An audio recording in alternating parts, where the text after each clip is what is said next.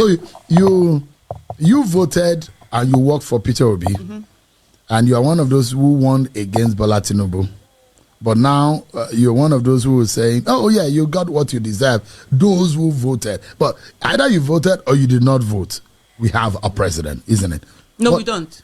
We do have a president. No, you have a president. I don't have a president. What do you mean? You are a citizen of Nigeria and you reside here. I'm a citizen of Nigeria. I reside here, but we have an illegitimate president, someone who rigged his way into office. It's like if there's a military coup, are you going to sit down and accept that, oh, you have a president because someone, there was a military coup? But this is a political coup. You cannot say that because you do not have evidence. Aisha Yesufu can and have said that Nigeria does not have a president. What we have is someone who rigged his way into office, who is illegitimately occupying the court does not agree with your position. The court that has been captured can do whatever it wants to do, and that's why there's no respect for it. And that's why you have governors, coming out to thank a Tinubu when the judgment goes their way. So the fact that we have a captured judiciary and whatever, Aisha Yesufu, and I say it without mincing words, I don't put water for my mouth, there's no precedent in Nigeria. There's a president, Bola Tinubu, factually. The former governor of Lagos State, Bola Ahmed Tinubu,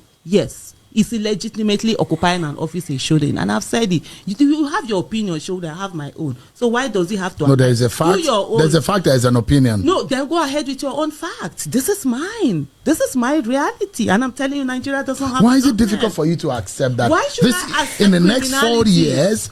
Hold on, Sheun. Someone comes to my house, steals my car, take it away, repaints it, and you're telling me that I have to accept it because it's been repainted and you have gotten papers for it. You cannot prove that. The proven or not the proven, that's not the point. This is what I'm saying to you, Sheun. This is Aisha telling you that Nigeria does not have a president. If you, Sheun, believes that Nigeria has a president, go ahead. Who is stopping you? Because you did say that the president is illegitimate now. After the Supreme Court has ruled, you still don't accept that in the circumstances you have a sitting president in the hand of the law, even with whatever problems we have with that. I think to answer your question, you saw the last ruling that happened of the governors and the Supreme Court, and how everybody was praising Mr. Tinubu for the fact that he didn't interfere and they were able to retain that tells you everything. And as I'm sitting down here today, I'm quite sort of like taken aback that the Supreme Court didn't see how that made them to look. Because right now what we know, and that's the secret or the open secret, that the courts are no longer the last resort of the common man. They are now like the plaything of corrupt politicians. And those corrupt politicians, they don't care. And they're saying it, they say it openly. We've seen all of that. We saw the Senator Bukachua, what he said. And so it's not about me accepting it or not accepting it. It's on ground. Rule of law is sacrosanct, and it's supposed to be on everybody. Right now, we've seen the different kind of decisions that have been made by the courts.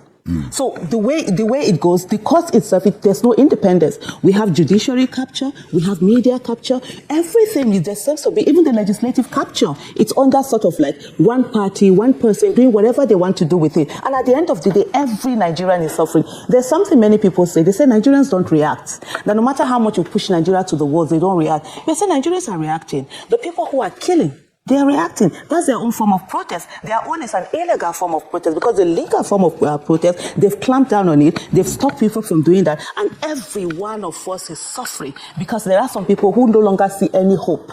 Because when you go to the court, and if you see a lot of people that have given up on the nation, they know even when they go to the court, they won't get anything. So they take the laws into their hands. And the rest of us that are law-abiding are the ones who are being punished by the state. The Nigerian state would rather, have a conversation with you, negotiate with you when you carry arms against the country. But when you are law-abiding, it clamps on you, it kills you, and it just disposes of you the way it wants to. Interesting. Okay, so let me take it to Sowore. Basically, both of you have the same view. Not that I'm surprised, but it makes it quite exciting. So what is the way out? Is there a legitimate path, out of this trajectory? I'm going to start with Sowore and then come to Aisha. I think any way that saves people from the doom and destruction that has become their lot is legitimate. And I say this so that people are very clear about where I stand on Nigerian issues. Earlier, I agree with Aisha that there is no country Where I disagree or differ from them and their party was their own brazen hope, I call it brazen, that the judiciary was somehow going to deliver differently in the 2023 election, because it has been very clear from the election, from the primaries at the party's level, the conduct of INEC, that they were not planning an election. So when the elections were over and there was this eye on the judiciary, I was wondering which eye, which judiciary are you eyeing? Because I understand the judiciary right from my university days. I have been expelled, went to court, judges did not deliver justice. So the way I agree with her is the issue of legitimacy. It's something can be legal and be legitimate. A human being can be born as a legal human being, but the process of birth might be legitimate if it doesn't go through what is legit. So I agree with her that you have a right to reject a system or a president that did not come legitimately, as it's been decided by, or ought to have been decided by the rule of law. But we're not dealing with a country that respects any laws. The laws here are like cobwebs. They are only meant for ants. And the elephants walk past them without even knowing them. So it's a country that is created for two categories of citizens. And that is why I have always advocated, and I'm never afraid to say that something massive, something urgent, and something revolutionary must happen in Nigeria for us to change course. This course will continue, They have already reached even the next election. If we go by how they have populated INEC already. In the US, where you and I spent some years, if one person was going to the Supreme Court, the country will shut down. There will be conversations. They'll go and look at where he was standing, where he was in primary one. If he was backing the flag or he was in front of it, if he plucked somebody's coconut, if he took somebody's eraser. Here in this country, there were over 11 Supreme Court judges that were just smuggled into the Supreme Court. And nobody talked about it. In fact, the media did not talk about it. The public are not aware. Nobody knows who these new judges are. Nobody did any background checks on them. So, in 4 years, we're going to have election. The person who anointed those Supreme Court judges, 11 of them, as we speak, controls what you would call justice. And this is not going to change except the citizens said, no, enough is enough. We are not taking this any longer. And that is why I advocate for a revolution. Not a violent one, because I don't believe in violence. But it is up to those who are hurting to decide how they want to fight this. Okay, interesting point. So as I bring you back to Aisha. Aisha, you supported the Labour Party presidential candidate, which suggests to me that you probably believe that we can change it through getting some people in government. Is that your own approach to try to fix the trajectory that you think is not right? Yeah, so for me, absolutely. Political activism is very important. Staying out of politics and saying that, by the way, I'm not a member of the Labour Party. I say a lot of people make that assumption. I'm a supporter because I believe in candidacy more than I do of party. If you have people that can do the work. As much as activism and politics, the end result is supposed to be for the greater good of the people. Where those who are on the side of advocating, like, this is the problem, then those who are in the political side, who get into office, who get elected, fix the problem. So it's that, demand and supply side of governance that Dr. Obiezekwe would always talk about. And so, for me, it's very important for people to begin to participate. We have to participate in that politics, as flawed as it is. Yes, I totally agree that the capture of judiciary didn't start today. I mean, we saw in 2015 when the Supreme Court said that the card reader was not admissible in the law. And that sort of changed the course of all the, the electoral reform that was done at that time. So we've seen a lot of things that have gone on. But we must still continue to take on the system. One of the things that we don't take into cognizance is the fact that the first set of dictators that many Nigerians, or if not all Nigerians made, were actually from the home, were parents.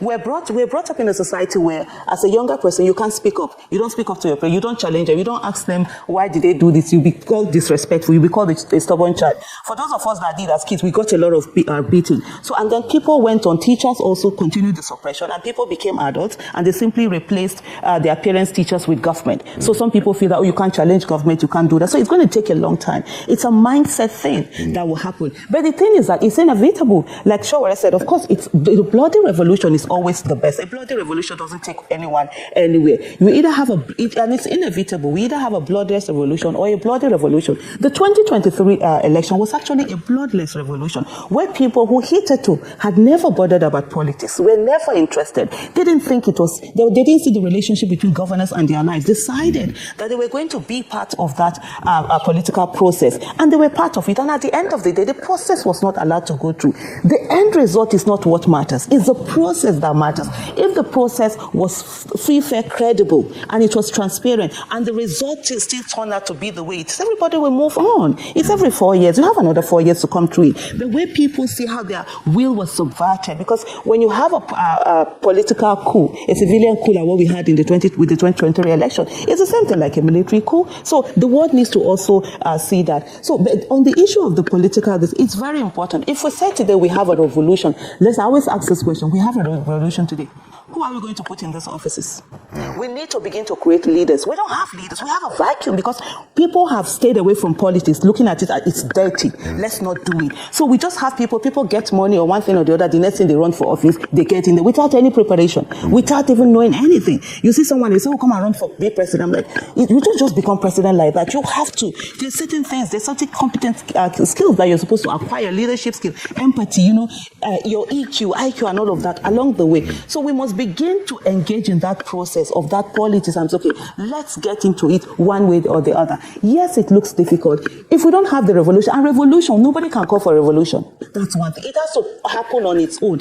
I always say to people, when that revolution will happen, we'll all see ourselves on the streets and we'll be saying, even you bros, you might be here. Sis, you might join us. That's the way it will go. But until we get to that stage, can we begin to prepare sort of like that leadership so that we have a sort of a critical mass of people that we get into leadership position and actually serve the people, not the ones that we get in there and then they will begin to do what we are seeing today. Because most of the people who are in leadership today were actually the ones who were fighting for this democracy, were the ones who were fighting for human rights, but they got in there, they became, from baby monsters, they became gigantic monsters. Okay, good. Let's go back to Sowore on the same point. So Sowore, you've been the presidential candidate of a political party. That means you also succumb to the idea that partisan politics can help fix this. So in that wise, how do you intend, as a politician, how do you intend to use your party to change this? So I wanted to make it clear that when revolutions happen, people make them happen. And you call for it. Every country that's had a revolution, there were people who were working towards it. That's what is in history. It is what triggers it that I may not have a date, she may not know the date. It's very interesting that after the 2023 election, most of you who said revolution was a bad idea were calling for revolution. They are still calling for it. Some of them were calling for a coup plot. Yes, because of the election. I also want to correct the impression that, 2023, in my view, actually it has enthusiasm but low participation. In the history of the country, number of voters in 2023 were probably some of the lowest. If you look at the number of registered voters compared to the number of people that went out to vote. Maybe there were more new voters. Yes. So, because people have started losing faith in the political process before now. You're talking about 2015. In 2007, and you and I were covering this from the US, the Supreme Court decided, first was the Court of Appeal, that you don't need, serial numbers for the ballot papers. And as a result, Yar'Adua became president and he had to apologize himself for being what they call a good Muslim. That I know I didn't win the election, but let's move on. So this process did not start today. But what has been happening is that those who are manipulating the process have been growing in impunity. And I want to address the issue of where the leaders come from. We cannot claim that people are not, we are not producing leaders. What has not happened is that some of the best leaders in this country have not been given the opportunity or have not created the opportunity to lead. You cannot claim that after my 30 years of being an activist, from the university to creating media to doing some of the things that are impossible. Even living abroad, I consider that, education and leadership development. You can't claim that Aisha here, who led a major movement to bring back our girls, is not ready for leadership. No.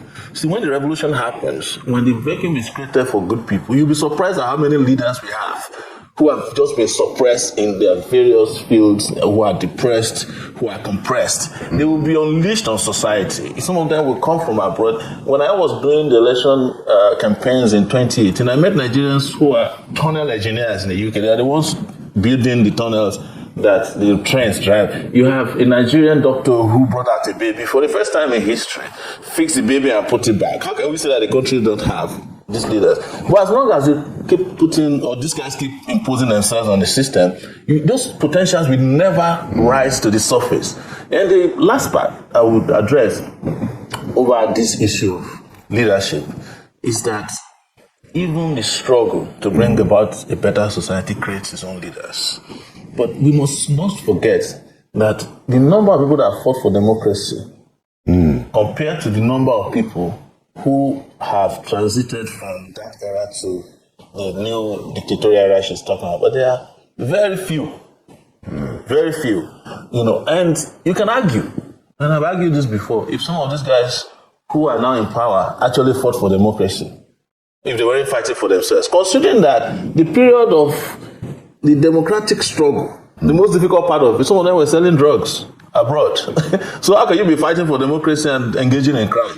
So this is what we have found out. So if we do the maths very well, you discover that the real democratic leaders have not transited. And this is a conversation probably for another day. And that is why some of us went and created parties of our own. Because Chief Gani Fawemi created one in 1994 when it was not even acceptable to create a party.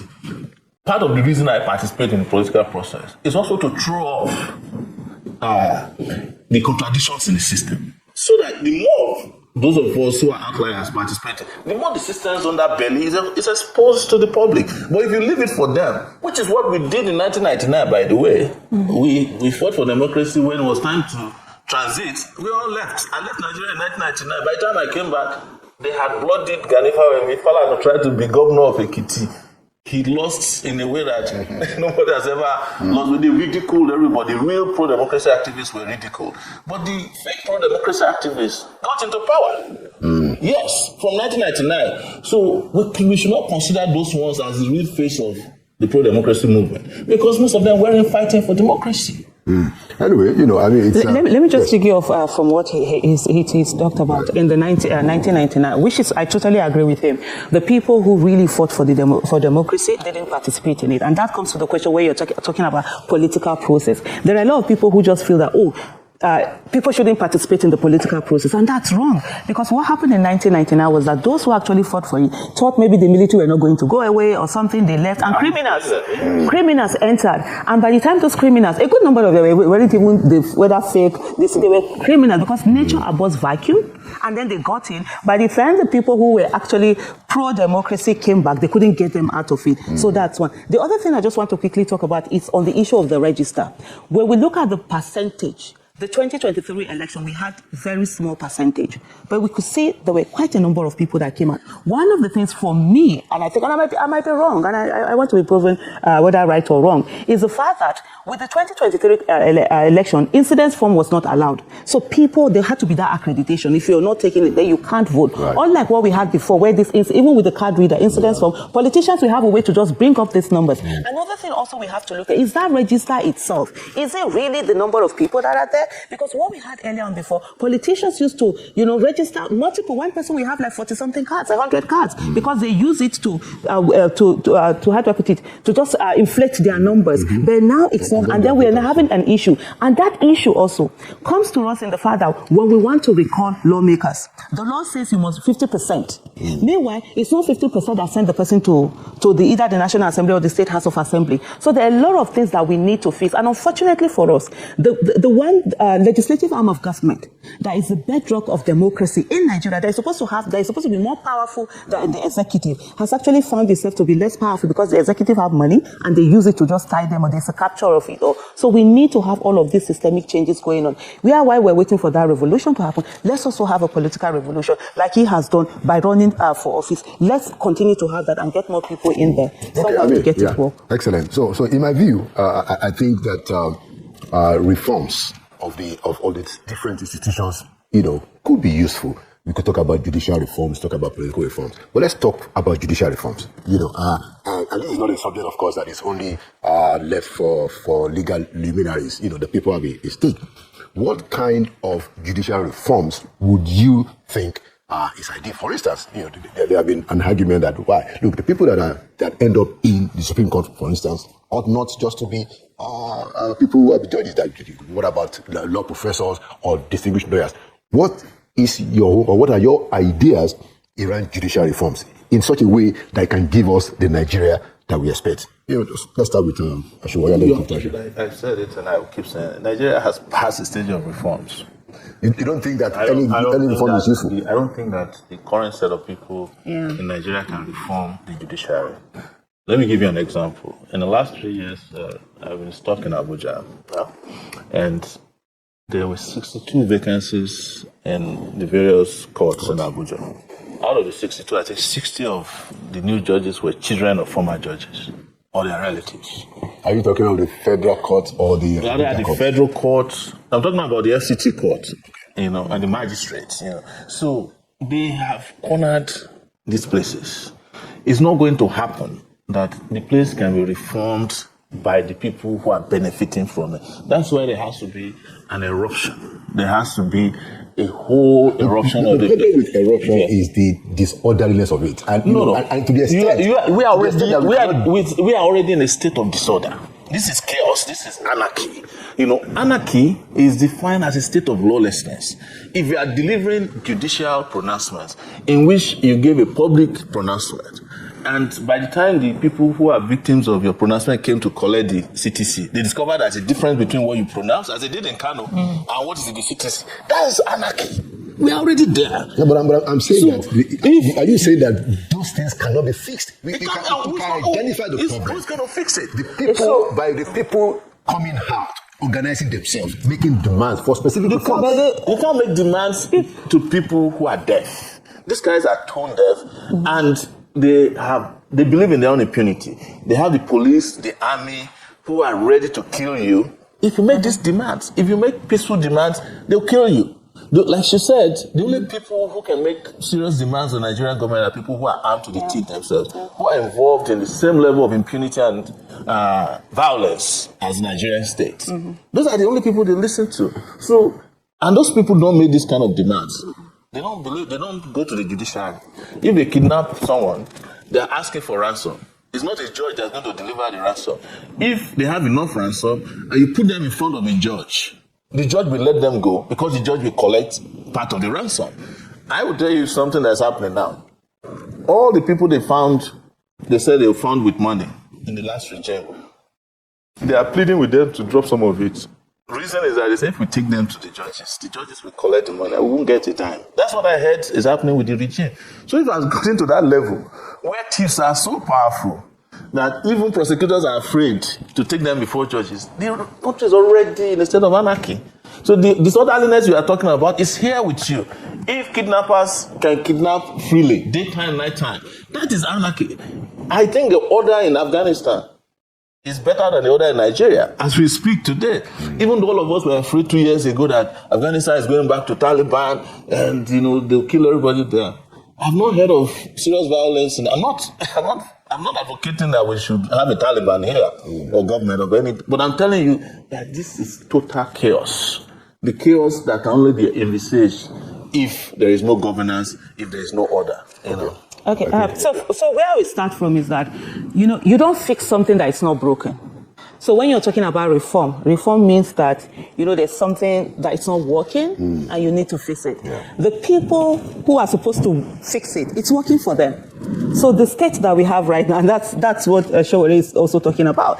It's working for them. They're enjoying it. So there's no reform that they will be looking at to make in terms of judicial reform or any of that, the set of people. And that's why we need to have the kind of people that will focus more on the nation rather than on their own selfish interests. And what part of the thing he also said, how do we even get these judges to be judges, the magistrate and all of that? How do they get in there? What's the process that they seem to get? And the CJN also, like the office of the CJN, there's too much power in that whole office. And the only way we can get that, the legislative arm, of course, that will be able to help us to do that, they can't. They won't do it because it favors them. They'll be able to use one thing what about if the to people get insist and put pressure on the legislature to do the right thing? So the people, that's also like what he said. The people insisting. How do they insist? They insist by coming out and voicing. They insist by protesting. They insist but you know what? The Nigerian government always behaves like a terrorist government. When people come out unarmed citizens, they kill them. We saw what happened October 2020. Young people were singing the national anthem. They held the flag of Nigeria. And yet, the Nigerian state went there with military and killed them. Not only killed them, still gaslighting that it never happened. So how are people supposed to come out when they're being killed when they come out? And then the only people that the government is ready to listen to are the people who take up arms against the state. For law-abiding citizens, every day, you see the way they dehumanize you, the way they come out, they kill you. They're doing election, they're bringing out election results. They brought out military tankers all over the ICC building. All over.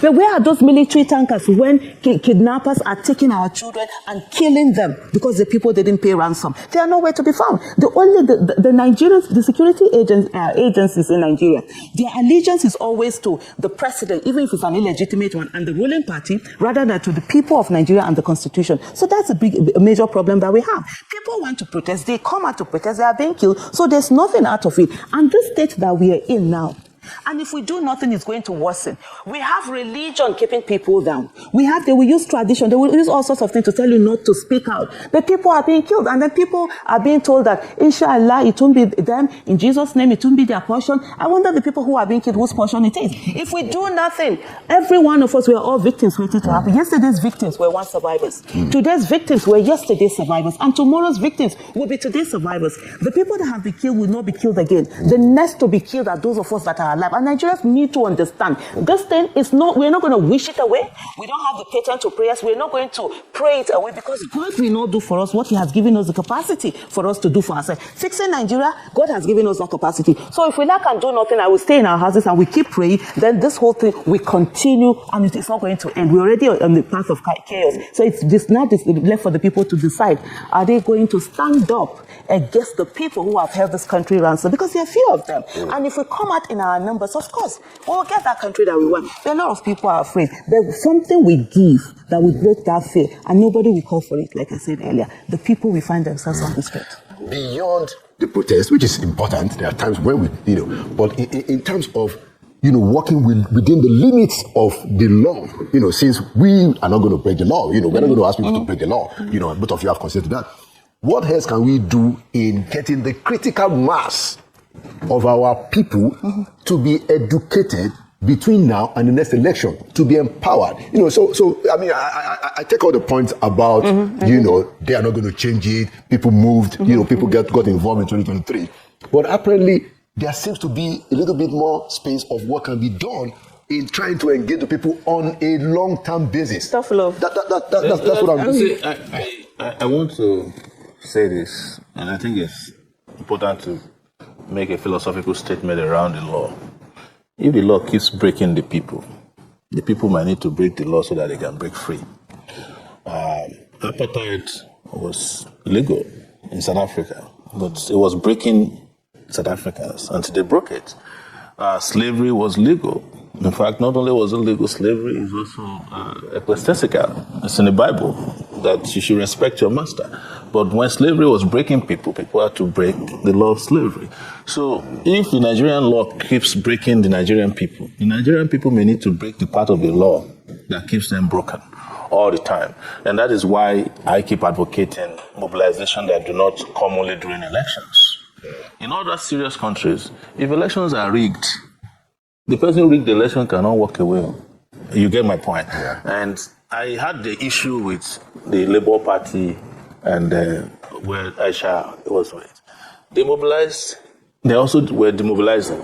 when they should keep mobilizing. I don't see any reason why they sat back after it was known that there was. I said I know there was no election, but whatever they believed took place, and they ought not to have stopped there. They ought to have been complete mobilization and the shutdown of the system. The system was ready for that shutdown.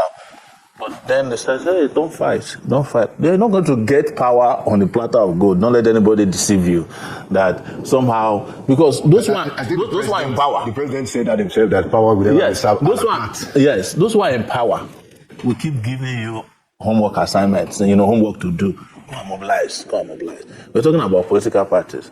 Very soon, they will come and register political parties so that they can register political parties that will do their bidding. Or the political parties they cannot register, they will go in there and scatter the party.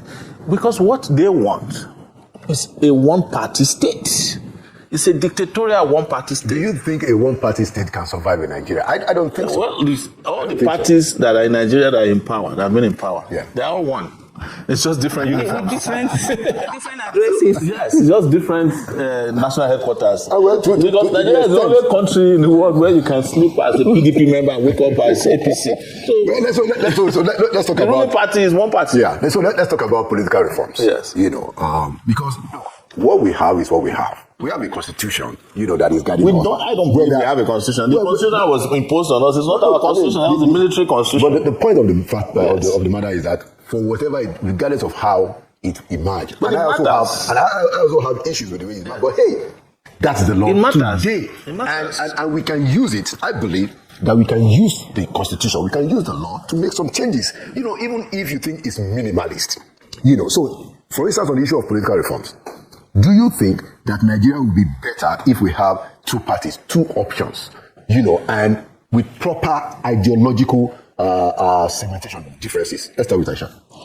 Well, in a way, it will be better. It depending on also how it is done. If you have a situation whereby people are being denied getting into those parties, or if there's no internal democracy in parties, and so you find a situation whereby maybe two parties, they're just dominated. I think we almost had something like that before we got to where we now had all of this. But of course, a two-party this thing would work where everyone is allowed to get in there. There's internal democracy being done, and there's rule of law, no imposition, not trying to buy judgments, trying to use the law to just get things away. That will sort of work. And the most important thing, it's not even about what the number of parties we have, is the kind of people that are allowed to emerge within those parties. At the end of the day, Nigerians will only vote for the people that are flag bearers of parties. And most times what we have is that most parties, they do not give their best to run the tickets to run.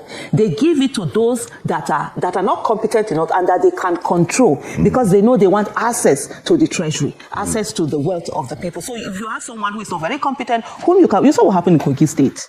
I mean, we now have an office of the immediate past governor. Right. Someone who is saying, don't obey me, obey. Those kind of things. I think they denied that. So someone who is saying, they've denied that? Whenever they deny something, just know it's true. And then saying, okay, and all of those things. So what we need to have is, first of all, have those systems where it's the most competent that I imagine. If we have a situation in Nigeria where we all have competent candidates, it's only a matter of ideology. I mean, a lot of people can go and sleep. You only need a little bit of critical mass to be keeping an eye on what is happening in terms of governance. We can all continue to go and do our businesses. So that is where the problem is. It's not even about the number of parties, but the fact that people are not allowed it. And sometimes also, like I said, you find a lot of these parties, they don't make it open. They frustrate people who want to get into those parties. And of course, people who have jobs that they're doing, they're not going to be staying there and fighting tooth and nail to be able to get into certain parties and do as some of these things. But at this moment, what we as Nigerians must understand is that politics is now we fighting for our lives. Because true politics is where you get governance. We're running a democracy. So it has to be through the political process, no matter how flawed it is. Yeah. And so we must now take it upon ourselves that we must participate in this thing and come en masse and say, now we must begin to change this whole thing. And like what he said, keep mobilizing on the fact that we all come out en masse. If you don't do the right thing, we will overrun. So that at the end of the day, let's know if we're going to have a country, let's have a country. If we're not going to have a country, let's not have a country. It's not fair that some people have their families protected with all our security agents, because you go to different houses of either elected officials, VIPs, whatever it is, they all have, security agents guarding them. What about the rest of us citizens? Who is looking after us? So people need to get to that state of mind. And I think also there's something else that we don't understand. We refuse to allow people realize the relationship between governance and their lives. We play government, we play God, most citizens. So you're always helping. We think we can crowdfund our way out of insecurity, crowdfund our way out of poverty. We're always taking us people's problem. We want to solve it for them because, of course, we were told to help your neighbor and all of that. And more people are abdicating their responsibility to you. They are allowing government to abdicate their own responsibility of taking care of the welfare of the people, and then more and more pressure is being put on others. There must be tough love. People must understand. If you don't vote the right way, if you don't come out during an election, if you don't participate, when you are hungry, enjoy the hunger. Don't put it on somebody else. All right. I think what democracy is about is the beautiful thing about it is that it allows for multiple choices for people. So I don't think we have too many parties. However, I think we need to have a law that allows for independent candidacy, so that people who don't want to be part of the shenanigans of these political parties can run without having to deal with those things. I know of a presidential candidate during the last election, 2023. Each time the party leaders are broke, they will write him that they want to withdraw him as a candidate. So he'll send them money. The following week again, they'll go and meet somewhere and say, we don't want you to be our candidate anymore. You send them money. Because, like she said, most of the party leaders don't have a second job. But that's not the major party. Where they have? Well, it was a major party. Wow. Yes. There were only 18 parties in this last election. So it wasn't like the 79 parties in 2019. So it was a major party. But that's how they operate. But if there were rooms for independent candidacy, it's people who with ideas who don't want to participate in the dirtiness of politics can come out as candidates, organize themselves, and you find out that a lot of independent candidates will even organize better than the political parties. Because then they can find people who align with their objectives, their vision, and their narratives about how to fix the country. Who will not say, well, the leader of the ward has suspended you. When you are a presidential candidate of a party, like they did to Shomole, they went to his ward. The people at his ward did not even know his name. They didn't know he's the chairman of the party. But these are some of the things they do. So that, I also think that one added advantage to the whole process of democracy is to allow diasporans to vote. Diaspora voting will also put a lot of pressure, because you have 6 million Nigerians, and they can leverage, they can even have 6 million Nigerians outside. And those 6 million Nigerians are not going to ask you for, bread or Ankara or some kind of, they can afford to take decisions that is not influenced by all this. But I'm sure you can't use guns on them also. Yeah, and you also, they are protected. Well, it depends on where they are. There are Nigerians in certain places that, if it's required, they will send people down there. That's my point. I believe that there are more than 6 million Nigerians in Nigeria who will behave like those 6 million Nigerians abroad. The question is that how do we get them to be involved? That's what I'm saying. There are 6 million Nigerians in this country independent candidates who are that free. So you have Aisha here. She's supporting a candidate but doesn't belong to the party, because she doesn't want to be part of the party. It's possible that it's because of reputation of the party, or because she believes in a candidate but doesn't believe in the party. So imagine if she has a totally free platform where she can operate freely and decide on a candidate without having to deal with the party. That changes the dynamics a lot. So there are there are millions of Nigerians who will be participating in our political process today if they don't have to deal with political parties. Because they see the political parties as special purpose vehicles for corruption and dirtiness and immorality. But they want to participate, and a lot of Nigerians just don't like politics. Period. Okay. And they see the parties as symbols of political decadence. Okay, good. I mean, I wanted to make a point that, I think the three of us agree on the usefulness of independent candidacy. Absolutely. Now, let me try on that. But we should be careful. If you allow them to make the law without pressure, you will discover that there is no person who can act as an independent candidate who doesn't have $1 billion several billion naira somewhere, they will put hurdles in advance so that is where only them can also become independent. They will now start raising independent candidates themselves who will become their opponents. So we have to be also careful. I agree that, but at least in terms of principle, we think that independent candidacy is useful. Let me bring another idea, and of course, we can talk about what has to happen to make sure that you get what we really want. What do you guys think about parliamentary system? And this is what I think.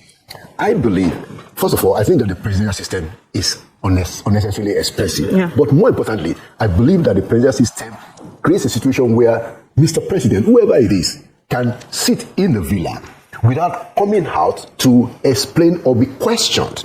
But in a parliamentary system, you have to sit in the parliament face to face with an opposition leader, and you have to take questions from the opposition, and all of this done in the public. I think that can help our political process to become more accountable. What do you guys think, Aisha? Okay, so for me, straight off, I would say that we are not doing the presidential system itself. We are not doing true federalism. So that's the thing about Nigeria. We have all sorts of things. We copy something, we're doing it, we're not doing it very well. But I totally agree with you. For me, the parliamentary system works better for me.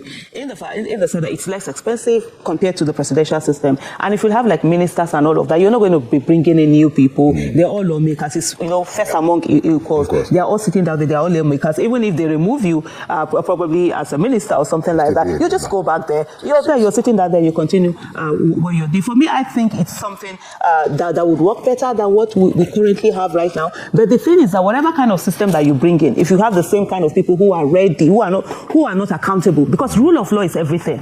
Even the parliamentary system that is working in other countries, the way it's working, if you bring it out to Nigeria, they will rubbish it. They will find a way to do what they want to do. If they don't want to talk to us, they won't. They will tell they will even publicize it. They will say they won't meet. And if citizens are sitting there, if those are not doing anything about it, they get away with it, because at the end of the day, absolute power would always corrupt absolutely. But personally, I'm more interested in the parliamentary system than I am of the presidential system. I think for a federal system, for a system that is as diverse as Nigeria, I still prefer the presidential system of government.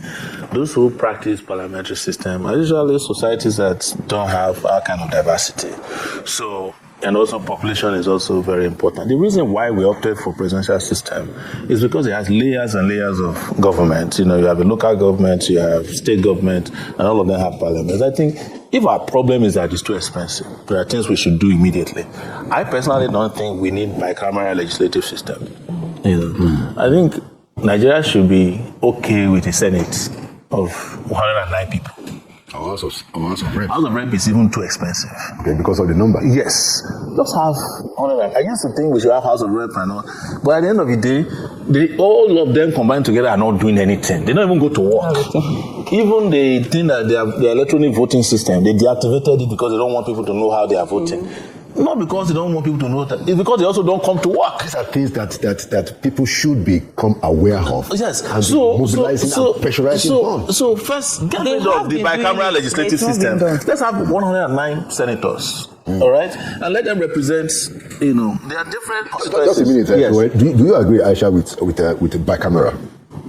Yeah, unicameral. Yeah. Yes, I totally agree with him. What we have is too much. So if you have a unicameral legislative system, you can also always, it's the parliamentary system that brings the president or the prime minister to, is the same we have here. These people are also supposed to bring the president whenever they want. But they don't do it because the thing is that under the parliamentary, the prime minister is a member, and he's going to be faced every day of his life in government by the opposition leader. But here, like Aisha rightly told you, if we bring it here, they will take the parliament to the president's house. And they will close the door. I tell you, I don't think they're having a plenary. That bad. It's worse. It's worse. Do you know how your legislator is voting in the National Assembly? No. You don't. Yeah. Because it's not transparent. But the information is public. You can find out. It's not. You can't find out how they are voting. Who? You know the general. You can have a general idea of. But when they want to do the voting, The thing is that there's supposed to be an electronic register in a place. You place your finger on it. It says you don't have control over the results. In fact, the public is supposed to be seeing it in the US. They'll call the name of the person, his constituency, he will vote. You see the thing there. There's a TV station that is 24 hours, CISPA, right? In the US. Here, you don't know who voted for which law. Well, I think most of them also don't show up. I think it's important to begin to call out the leaders of the National Assembly. Don't we call them out every day? You can shut down the National Assembly. Because those are the areas that we can get to do something on it. Let me We can't change the game without changing the players. That's it. Let me call me. I think was it last year when they had those 5 gender bills that the National Assembly threw away. One of them, as little as a woman that is married to a non-Nigeria, let her be able to confer Nigerian citizenship to her husband. Yes. It's not too much. They threw everything away. Women were outside the National Assembly for over 30 days. And some of them made fun, when they are tired, they will go away. Yes. So that's what they always say. Is it closed NAS? I mean, open NAS was done, a lot of this. They keep saying this, go away. And, at the end of the day, they will bring in security agents that will kill everybody. And even the security agent, then later they'll be crying that Nigeria is bad, they are being this way. Where all of us are suffering. Because people watch the whole space, the civic space, being shrunk, being attacked, and they felt it's none of their business. But today, it's all our business now. Well, ladies and gentlemen, it's been quite exciting having this discussion, and I wish that we could go on and on, because there are indeed things that can be sorted out, and there are things that will require much difficult handling. But I want to thank you both for coming, and to say that it's important that your voices are, continue to be active and raised around the important issues of the future of Nigeria. And I'm hopeful that we will get it. Now, last question. Do you guys have hope that we will get that Nigeria of our dream? Just, 10 seconds each. Oh, absolutely. We'll get that Nigeria of our dream. Nigeria must work in our lifetime. And we are not giving up. Giving up is not an option. And the thing is that we keep going and we'll get that nation. It might be impossible, but like Nelson Mandela said, it's impossible until it is done. And we will get that Nigeria. Thank you. Sowore? I don't think we should overplay hope, because that's what put people to sleep. I would urge people to go for the Nigeria that they want for themselves. That is a Nigeria that works. And it's not going to happen by hoping that it will happen. You have to really go after that Nigeria that you want. Okay. Yes. Well, that's it's a good note to wrap it. At least, we hope, all three of us believe that we should have independent candidacy. 2 of us agree that we should have parliamentary, and we also believe on unicameral. Yes, so guys, that was Aisha Yesufu, illegitimate president, hijacked judiciary, hijacked INEC, hijacked police, hijacked thugs, all kinds of things that they used in the last election just to ensure they win election. And they still didn't win. They still didn't win. All the things they did to ensure they won that election for 2023, they still did not win. And Tinubu came out to say, I know many of you did not vote for me. He knows Nigerians did not vote for him. And this time around, Nigerians are still not going to vote for him again. So guys, this is a flashback video, a flashback video of Aisha Yesufu saying that Tinubu is an illegitimate president. Tinubu is an illegitimate president. You can imagine what Tinubu is going through. Let's just take a look at some of the things, going on. We've seen headlines of Tinubu bribing lobbyists in the USA to try and cover his name. We've seen Tinubu, trying to make Nigerians understand that he's working. But the thing is not adding up. It's not adding up at the moment, because I tell you, Nigerians are not comfortable with this government. It's not a matter of you telling the people you are working. 2 years in office, almost gone. Nothing to show for it. Nothing to show for it by this government. Nothing. Nigerians are still struggling to see what this government has achieved. Nothing. Leadership is not about you grabbing power.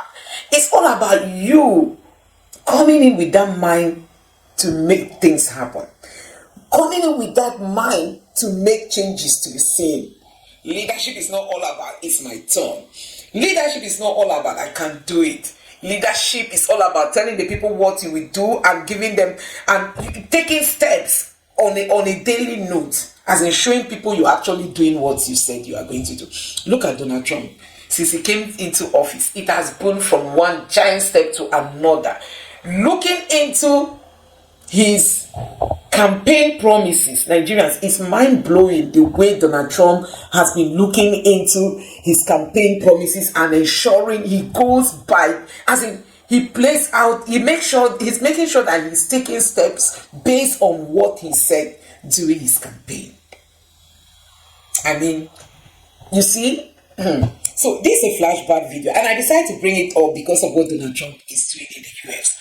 Now, Donald Trump came into power, and on a daily basis, this man from day one started looking into his campaign promises, making sure he's implementing what he told the people he was going to do, making sure he is acting based on the already written script.